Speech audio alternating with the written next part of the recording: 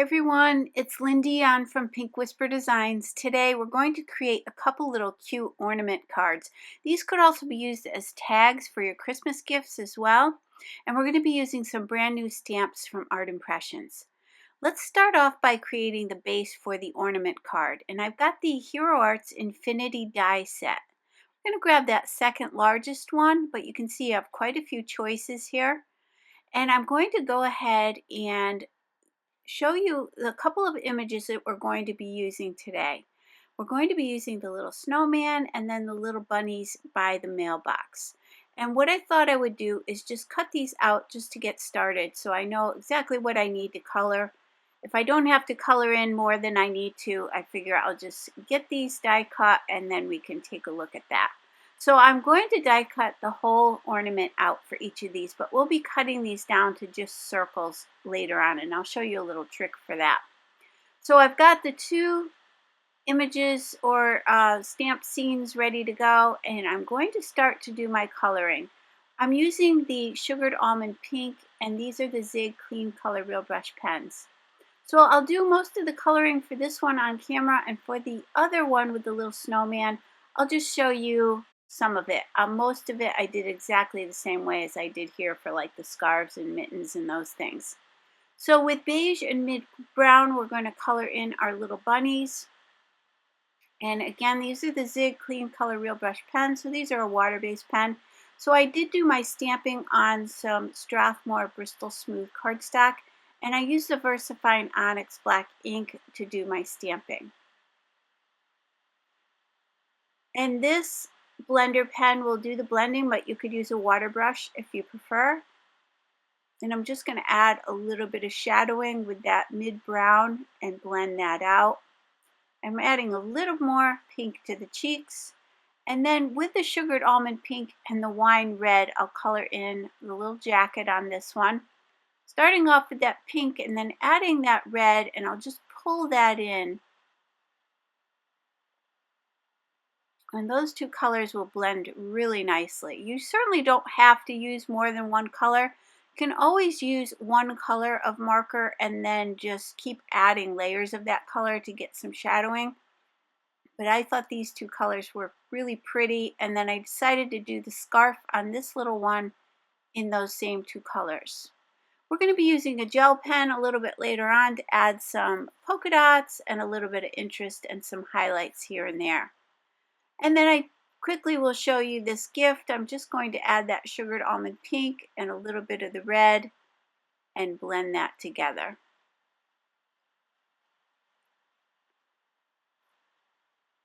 So there's quite a few little scenes. These two are just adorable. There are a few more scenes that will be available. And I'm going to switch now to May Green and Green to do the jacket on this little one.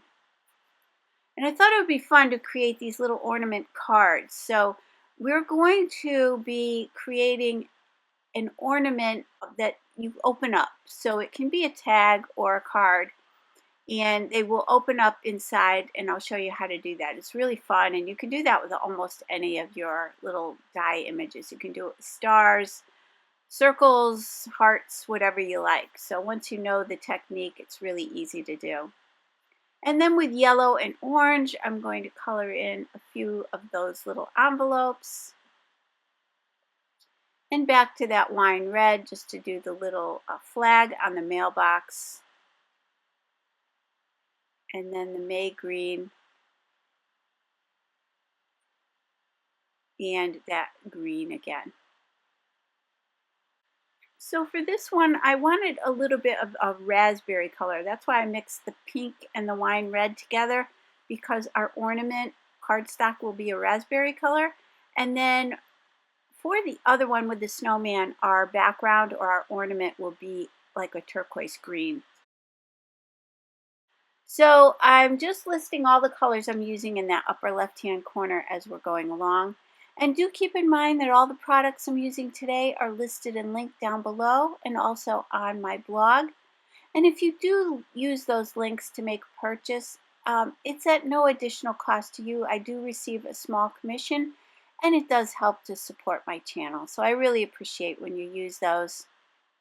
And here I've got the light gray. I'm going to just kind of define that path a little bit with the light gray. And then with that gray, I'm going to start to blend that down towards the bottom area. I'm just going to blend up a little bit. I'm not going to really define the other side of that path. I'm just going to let it blend into the snow.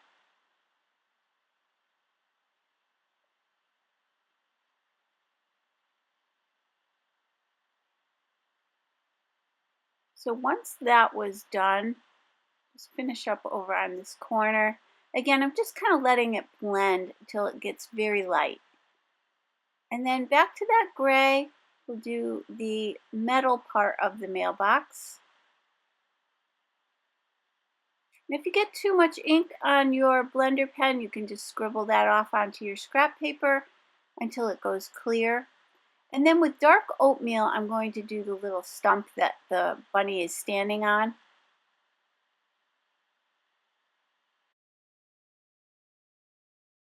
And then I'll go to the mid-brown just to give this a little bit more definition.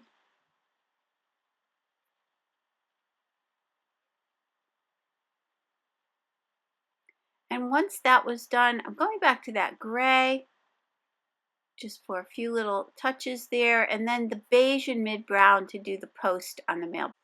And again, we're going to be cutting off the topper on this one for the ornament, and we're going to cut this into the shape of just a circle.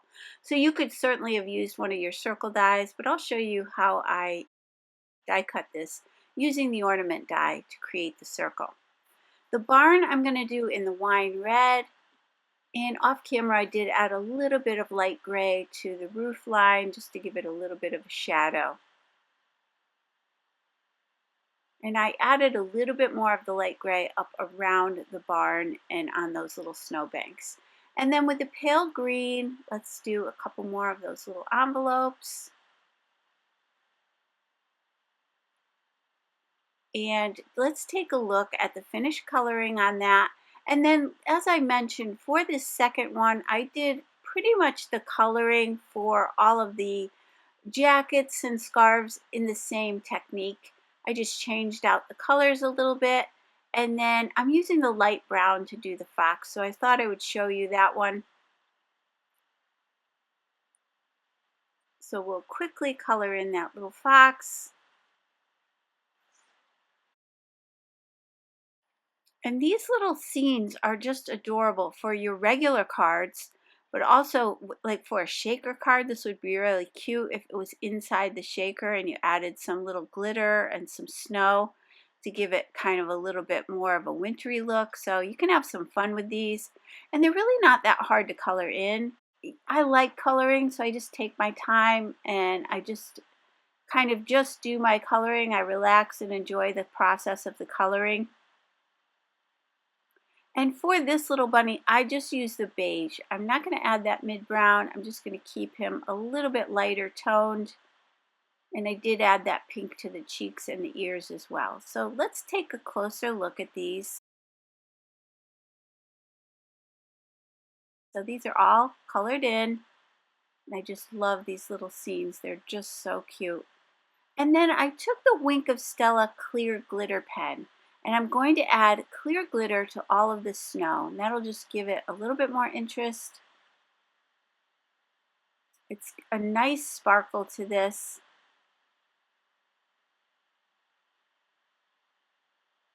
And then I'll do the same thing for the little snowman. Just adding some sparkle kind of around the edges of that snowman, and then again on the snowy area in the background.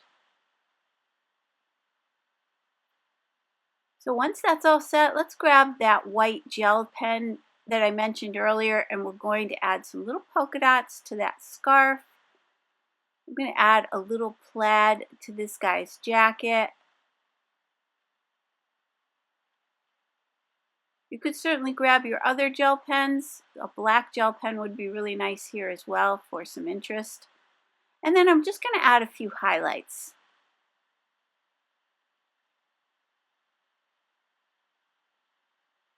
That always makes everything pop out nicely. and I love polka dots. So of course I'm going to add them to this little mouse, the little sweater on the mouse. And again, a little plaid here, a little stripe. So just have some fun with this. It's fun just to kind of fill in all the different little scarves and jackets with whatever pattern you like the best. And I like to add a little white dot in the center of the eyes just to make them pop a little bit better. So here's where I'm going to use that same die to finish the circle portion of this. So I'm going to place it on the front side. I'm just going to turn that ornament topper off to the side and then just line this right back up with the die cut we already did. So I'm just lining it up. It'll just kind of lock right into place for you. I'm placing some post-it tape on there to hold it down, and I did place it under some scrap paper because all my coloring is done and I just didn't want anything to transfer on that. Sometimes my plates aren't totally clean, so I want to make sure that I just cover it with that scrap paper and protect everything. So I'll do the same thing with this other one. So I just lined that circle back up, taped it down with some post-it tape, and we'll run that through the Spellbinders Platinum Scout die cutting machine. So now we have those circles cut, and again, you could certainly have used your regular circle dies to do that. So I just decided I was too lazy to grab my circle dies, so I just used what I had. So I took the largest die now from that Infinity die set, and I grabbed a couple different colors of cardstock. These are both from Lawn Fawn. There's the Raspberry and the Mermaid. And these are both a 100-pound weight cardstock, so it's nice and heavy. And you need a couple pieces of each to fit your ornament dies. So I die cut 2 of the Raspberry and 2 of the Mermaid. And then with the Lawn Fawn Holiday Sparkle cardstock, I'm going to grab the silver for the topper on one of the ornaments, and then I'm going to grab the gold for the other one. And all I need is this little topper section. So I just need a small piece of that sparkle cardstock. And I'm going to die cut 2 of those. So for the front and the back of our ornament card. You certainly don't need to do the back if you don't want to, but I thought I would just finish that off. So I'm running just that top portion through the die cutting machine.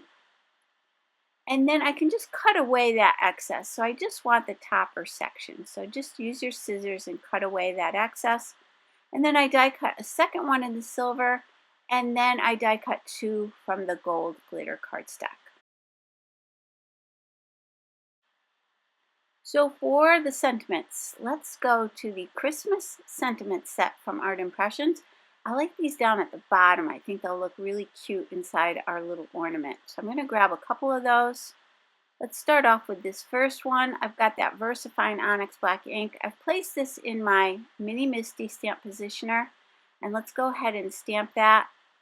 And that one says, wishing you and yours a very Merry Christmas.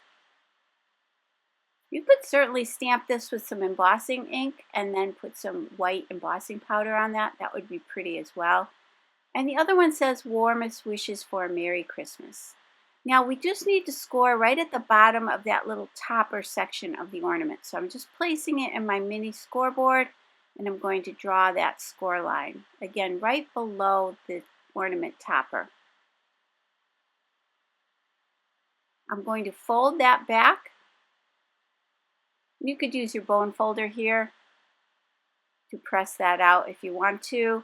And then I'm going back to the other ornaments and I'm going to place the toppers on. So let's go ahead first and use the scrapbook.com rub-ons. These are the snowflakes in gold and silver, and these are really easy to use. Comes with a little popsicle stick so that you can use that to rub on those transfers. But you certainly could use a rub-on tool if you have one. And I'm just going to cut out a section of the gold snowflakes for this raspberry ornament. And then I'll just peel away that backing and place this down. And then we can go ahead and use that little popsicle stick to transfer these snowflakes onto the cardstock. And this is really easy to do. You do want to take your time when you're peeling that off. I like to make sure that everything is down securely, so I usually kind of go back and forth and just make sure I keep rubbing those down. So I just do small sections of a time at a time when I'm pulling up that backing. So once you have those down nicely, transferred nicely, I just take my scissors and cut away any excess right around those edges. And look how beautiful that is. I just love those transfers. They're just so pretty. And this is really easy to do. And I use the silver ones on that Mermaid cardstock. So let's go ahead and put the toppers on. And I'm just going from that fold line, that score line, up to the top of the topper. And we'll glue those together. We'll let that sit and dry. And same thing here, from that score line up to the topper, right to the very top, and then we'll glue these together. So just take a minute or two just to line those up nicely. Once those are dry, I'm going to go ahead and add the sparkly toppers to each of these. And again, I did one for each side, so I'm going to flip it over and add the second one. You could certainly decorate the back of this as well if you wanted it to be an ornament for the tree.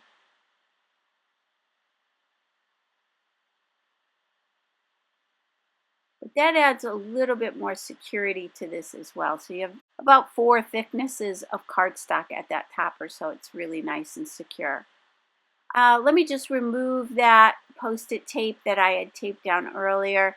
And then we'll grab some 3D foam squares from scrapbook.com. And these are the 3mm, so these are super thick. And it's going to pop those nicely up onto our ornaments. I'm using that Cricut weeding tool to pull off the backing, and you can see how quick and easy that is to do. And then let's center these on our ornaments. I thought I'd put the little snowman on the Mermaid cardstock, and then the little mailbox with the critters on that raspberry cardstock.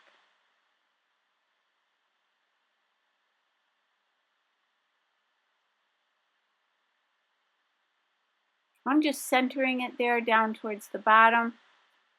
And then I thought I'd add a few little sparkly embellishments for each of these. So I went ahead and grabbed some of my little gems, and I will list and link these down below for you. These are from Buttons Galore and More, and these are from Pinkfresh Studio. But again, I'll list those for you below. And if I can't find those exact embellishments, I will list something similar for you.